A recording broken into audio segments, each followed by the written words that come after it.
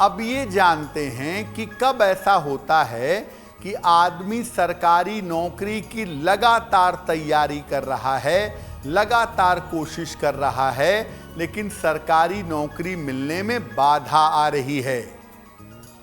देखिए, अगर किसी कुंडली में बृहस्पति की स्थिति काफी ज्यादा मजबूत होगी तो इस स्थिति में आदमी किसी के अधीन नहीं रहेगा, आदमी नौकरी करेगा। अगर कुंडली में ग्रहण योग है या गुरु चांडाल योग है तो ऐसे लोग 99 पर जाकर के लौट आते हैं, सरकारी नौकरी नहीं मिल पाती। अगर कुंडली में ग्रह प्रकाशित भाव में हो, यानी लग्न, द्वादश, एकादश, दशम, नवम और अष्टम, ये कुंडली का प्रकाशित भाव है। अगर ज्यादातर ग्रह कुंडली के प्रकाशित भाव में होंगे तो आदमी अपना स्वतंत्र काम करेगा और उसमें सफलता पाएगा। अगर कुंडली में शनि की स्थिति अनुकूल नहीं है तो वो नौकरी ही नहीं पाएगा, सरकारी क्या और प्राइवेट क्या। ऐसी स्थिति में नौकरी मिलना कठिन होगा। अगर आपकी हथेलियों का रंग कालापन लिए होगा तो हमेशा निचले स्तर का काम करेंगे और सरकारी नौकरी मिल पाना कठिन होगा। अगर हाथ के बीचों बीच में तिल है तो आप सफलता तो पाएंगे, लेकिन प्राइवेट सेक्टर में, सरकारी नौकरी में नहीं। अगर हाथ में सूर्य का वलय हो, सूर्य पर्वत पर छल्ले जैसा निशान हो, या आपकी भाग्य रेखा टूटी हुई हो तो ऐसी स्थिति में भी आप कितना भी प्रयास कर लें, हो सकता है नौकरी भी पा जाएं, लेकिन सरकारी नौकरी प्राप्त करना कठिन होगा। अब जानते हैं कि अगर कुंडली में सरकारी नौकरी के योग हैं और आप प्रयास भी कर रहे हैं फिर भी सरकारी नौकरी नहीं मिल पा रही है तो क्या उपाय करेंगे?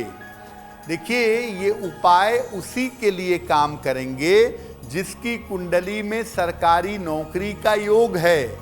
अगर सरकारी नौकरी का योग है ही नहीं तो उपाय करने से लाभ नहीं होगा। क्या उपाय करें?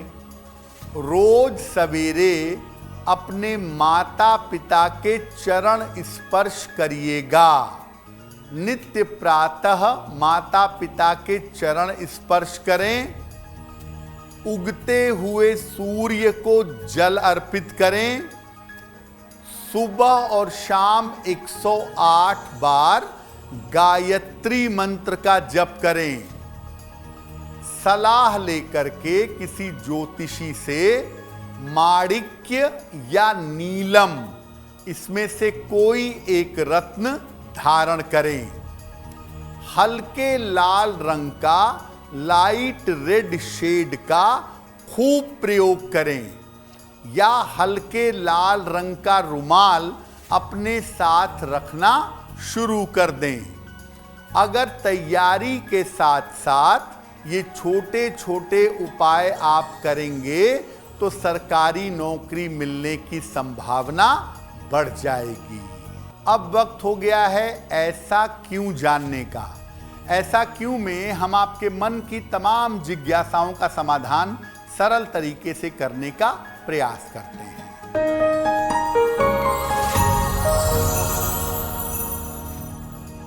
ऐसा कहा जाता है कि आपने गले में कोई भी माला धारण की हो, स्फटिक की, रुद्राक्ष की या कोई भी माला, तो रात के समय सोते समय उसे निकाल देना चाहिए।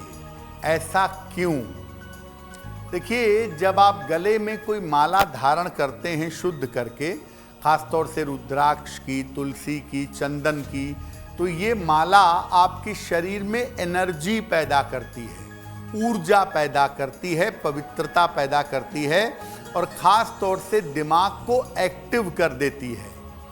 ऐसे में अगर रात में आप माला पहन करके सोएंगे तो दिमाग आपका चलता रहेगा, शरीर की ऊर्जा बनी रहेगी और आपको नींद आने में दिक्कत होगी।